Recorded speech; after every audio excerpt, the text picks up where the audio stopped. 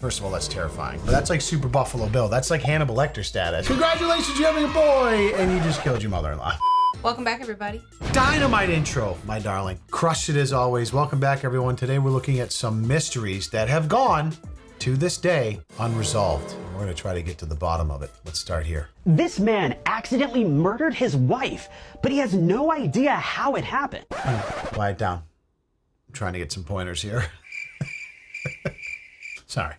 Anyways, continue. Robert and Bonnie Boyer lived with their 2 children in Missouri. Their home was scheduled to be fumigated for bugs, so they scheduled time to stay with family during this process. Shortly before the fumigation, their relatives reached out to them to confirm how long they'd be staying over. Each time they called the home, the phone line was busy and no one would pick up. Bonnie's mother headed over to the home to investigate. When she got there, Robert, Bonnie's husband, was acting strange and seemed confused. Bonnie's mother went to the couple's bedroom and found Bonnie on the floor, murdered. She'd asked Robert what had happened, but he didn't know and broke down into tears. Their 2 children were in their own bedrooms, also confused and disoriented. Bonnie's mother said that she noticed a strange smell that filled the home. A gas leak was ruled out and several tests were conducted on the family, but nothing was ever determined to have caused this. The case remains unsolved and Bonnie's husband ultimately got away with murder. Wait. How did he get away?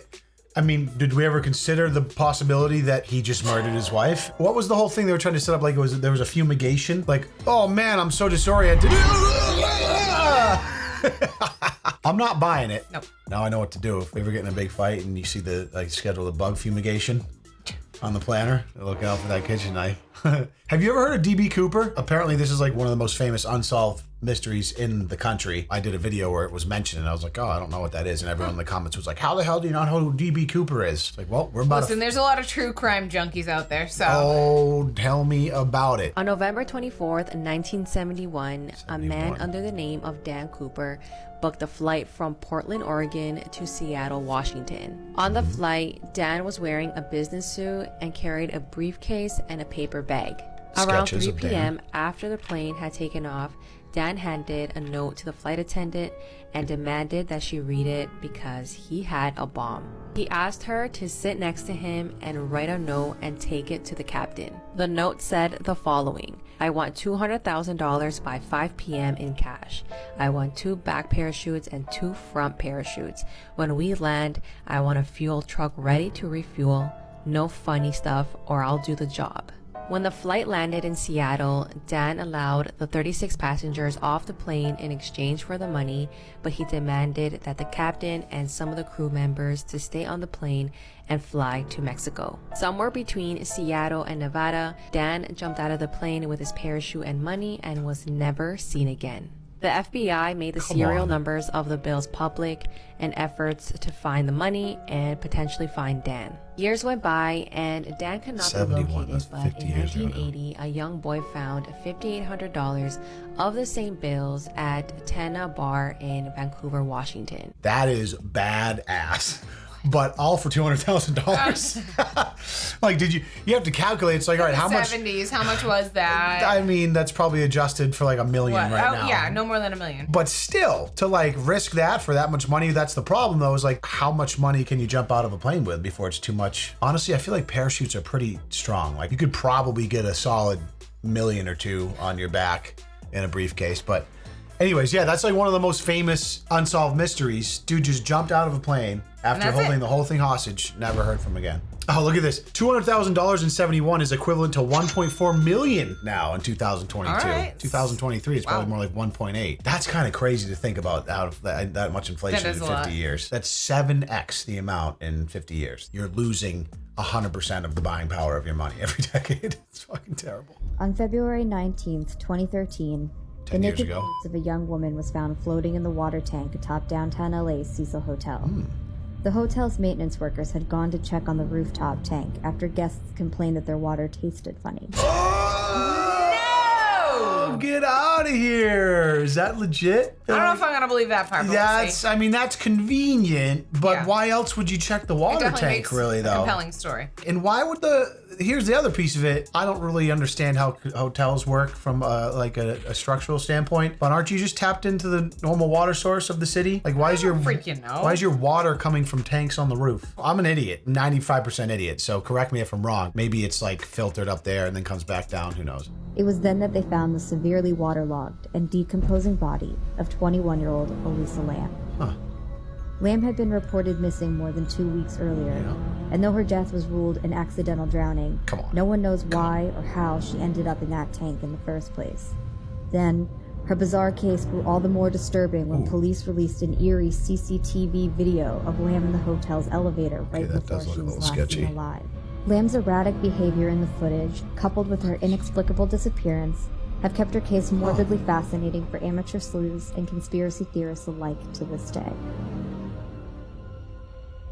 What is that all about? She just like going to hit all the buttons and She then did, bounce? but she like was in and out, Like what?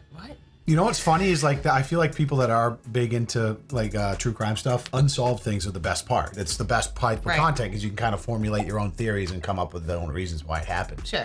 And then like typically when these things get solved sometimes or you find out what happened, it's always like the most likely and boring scenario. And you're like, oh, that stinks. I wish it was the super elaborate, cool one I came up with in my head. But for a lot of things, they go unsolved and no one will ever know. Do you remember we watched on, it must have been Netflix, The Staircase? Yes. And then you watched the dramatic adaptation of that I on did. HBO, But was do you it? remember with The Staircase how they had tried to come up with this theory about like a hawk or something like that coming in and like clawing her and like she fell down the staircase after she got attacked by a bird, basically.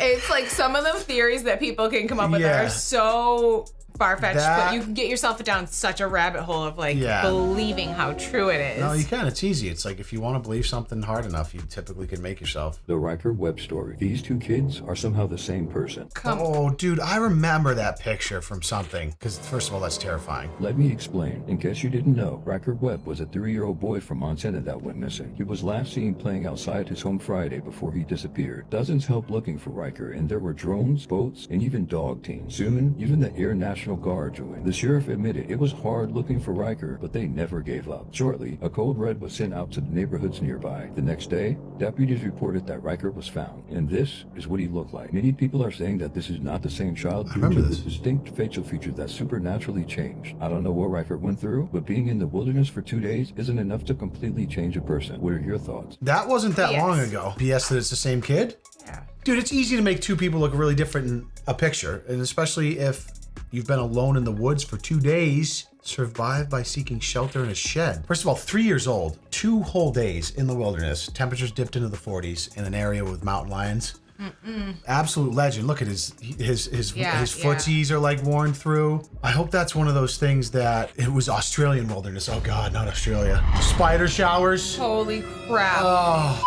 This is considered one of the most shocking cases in Polish history. On January 6, Poland again. 1999, a sailor in Poland noticed something strange floating on the river. It was long and pale and it smelled very bad. And as he leaned in closer to get a better look, he saw an ear attached to it. Now, what I'm about to say next is Person? very disturbing, so be warned. After the sailor found this substance, DNA testing then indicated it was the skin of a missing woman named Katarzyna Zawada. Oh. And whoever did this to her turned her skin into a suit and was likely wearing it. So at this point, only her skin was found. Until January 14th, when pieces of her clothing and one leg was found also in the river. 17 years later, 52-year-old Robert J. was arrested for this. He previously worked in a dissection lab, meaning he was skilled in preparing animal skin, and he allegedly also knew the victim. As of October 2022, 23 years since the victim was found, Robert J. is still awaiting trial. As he remains in custody, investigators are allegedly gathering more evidence to solve the case. They're still getting more evidence. 20 years later, though? Well, she said it was a long time before they found it. that stuff, And I yeah. wonder, I mean, a lot of these things, cold cases, sometimes with the new development in DNA technology, maybe they were able to somehow get DNA from this dude off of it. First of all, finding a floating Ear?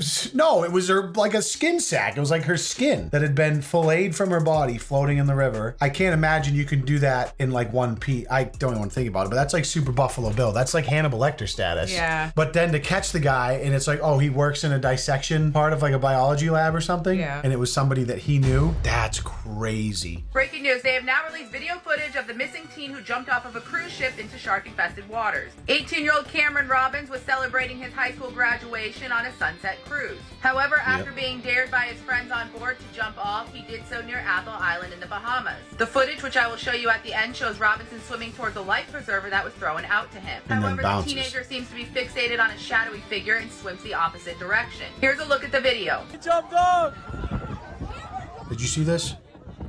This was literally like 3 weeks ago. You told me about it, but I did not see it.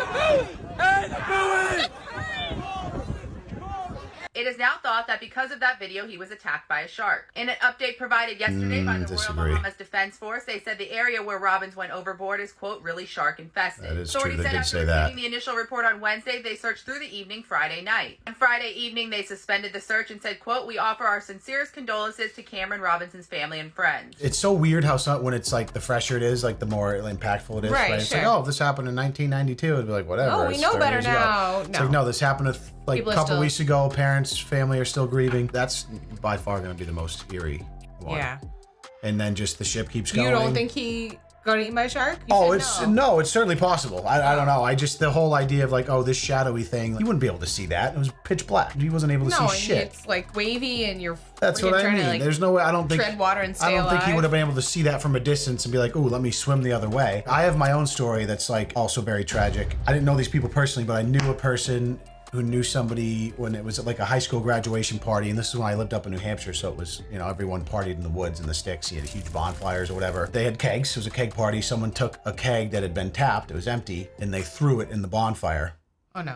And if you can imagine what happens to something like that under heat, the keg exploded, piece of metal, killed the dude. That was another one. This will keep me going. So there was another story like 2 years ago from This is Leon Lush Tell Stories time. It was a gender reveal party. Stop. Listen to the story. This is even worse. It was down south, explosives, fun, haha, southern, blah, blah, blah. We love gunpowder and stuff. Some dude made like a custom something like metal where like he was going to light it and it would explode into like pink or blue or whatever. Right. Even though they make fireworks like that. Lit the thing off. The thing like blew up. It didn't explode. The actual metal thing that was holding it exploded. Piece of shrapnel directly through his mother-in-law's head. Dead on the spot. Congratulations, you're having a boy! And you just killed your mother-in-law. Man, that was just 3 back-to-back soul-crushing stories. Yeah. took me down a rabbit hole. What a feel-good video. Oh my God. Hey, they can't all be funny, all right? We gotta feel the full range of emotions. Uncontrollable urge to dance, no matter how physically exhausted you may be. The dancing plague of 1518. This strange and terrifying phenomenon took place in the town of Strasbourg, France, and saw hundreds of people suddenly begin dancing uncontrollably in the streets. Come on. The bizarre episode lasted for weeks and had no apparent explanation. It caused many to die from exhaustion. Similar dancing manias had occurred in various parts of Europe in the centuries leading up to the 16th century, with some outbreaks lasting for several months and involving hundreds or even thousands of people. While the exact cause of the dancing plague remains a subject of debate among historians and scientists, some historians have suggested that it was a mass psychogenic illness, while others have linked it to the consumption of contaminated rye bread containing a fungus called ergot, which can cause hallucinations and muscle spasms. That's actually kind of wild if you think about it. Because there's that's obviously like a documented thing where it happened, but after 5 centuries, the game of telephone probably gets a little crazy where now we're calling it like a dancing plague where everyone's partying and dancing in the street. People probably had some It could have been them just like writhing in agony and muscle unusual spasming. muscle movements, yeah. And definitely I would imagine had something to do with some sort of local food supply source, because back then you imagine they're all kind of sourcing food from the same crops and farms and whatever else. It's pretty much the rye fungus, ergo the base source of LED. No, get out of here. Maybe these were the early adopters of acid before it became a controlled substance. It was like accidentally grew in their rye bread. There's a house in the attic. Okay, first of all, this guy's voice. March 1st, a Reddit user take by it. the name of Catching Windows stumbled upon something interesting in his basement. He was moving some boxes when he noticed a strange entrance. I'm sorry, were you living in a crack den? There's a lot of interesting things going on in that basement. The neckbeard nest. That's right, this is a neckbeard nest right here. You'd have a field day in here. And that's when he burning decided it to down. crawl through. At the end of the entrance, he saw a complete 19th century home built right into his attic. He posted his findings on Reddit, and to this day, he doesn't know how, Oh, that is kind of a weird view. So like you can see the roof of his house in his attic, and then there's like an actual home in the home. That's kind of weird. Maybe just like in a classic in-law apartment. Or a torture chamber. Could be one of two. So maybe the pictures we're seeing are of this 19th century like torture chamber that he found in his attic. All right, yeah, because that's obviously not a livable place. I don't know, but that dude's voice, I should just narrate videos like that. There you go. A Reddit user by the name of Dank Memes 420 walked into his basement and found a basement inside of a basement with a missing child in a basement. Like and subscribe for part 2. That's like every video. Oh my gosh, yeah. So they get you intrigued and Watch like, part 2. be sure to stay tuned and follow for part 2. Why don't you just tell me, dumbass? This is why I would never hire a stranger for a kid's birthday party. Oh, God. And if the photo's not bad enough, the mystery behind it is so much worse. Ugh. And a reminder before I dive in that if you like all things spooky and true crime, check out my podcast. There you go. I can understand like making little TikToks about it, but I can't imagine talking about something like this for like an hour. Oh, come on. The people that like deep dive into these cases. Well, you watched that, what was that show on like Hulu you liked with Selena Gomez? Wasn't that was like their thing, the true crime? Only Murders in the Building? Yeah. It's kind of was a satire about how obsessed people are with true crime almost. A little bit. Yeah. Was having a birthday party for their daughter Rose. They hired a Rose. clown for the party, but an hour before Same the Rose party from the started, they Titanic. get a call from the company saying that the clown they hired was no longer available. They were going to send someone else in his place. And the parents are like, okay, fine, whatever. But then this man shows up to the party. Come on. And the kids are all terrified of him. No one really wants to take photos. The man stayed at the party for about 20 minutes and then just disappeared. But get this. After he left, the clown that they hired showed up to the party. And he apologized for being late. And the mother is like, what are you doing here? You canceled on us. And the clown's like, no, I didn't. And it was at that moment that one of the parents noticed that this little boy pictured here was missing. The little boy was never found, and the identity of this man remains a mystery even today. Well, that's terrible. We're never getting a clown for a party, I'll tell you that right now. Hell no. Our child would be terrified. Dude, he's scared of Disney characters in costume. Anyone dressed up like that. If you got that kid a clown, he would never forgive us. No. Although maybe there's some weird parallel universe where he like think clowns are funny, but he's just scared of Elsa. No. Scared of Moana, but would go up and honk the clown nose. No. Mysterious videos That can't be explained, part 2. It's a great voice. It's been said that people believed he was a time traveler and went back in time to save the man from a horrific accident that could have took place. That's like right place, right time. That is cool though, but like this dude just kind of walking by, like nonchalant, doesn't even turn his head, just taps him on the shoulder. People believed he was a time traveler. How would he have known that? Because he was a time traveler. Oh, so you don't believe in paranormal, but you believe in time travel? Obviously not. I do like that video though. It seems just like a super crazy coincidence, but really interesting thing to get caught on camera. I don't know that that gate would have killed the dude, but it certainly would have messed him up. Went back in time. Others believe he was a guardian angel. A lot of people believe in the guardian angel stuff. Oh yeah. I believe that DB Cooper's still alive and still got that. Still got that 200 grand adjusted to 1.7 million based on inflation in 2023. Let me know in the comments what you think happened to DB Cooper and if he's still alive today. I very look forward to reading them. Thank you so much for watching. We'll see you in the next video. Peace.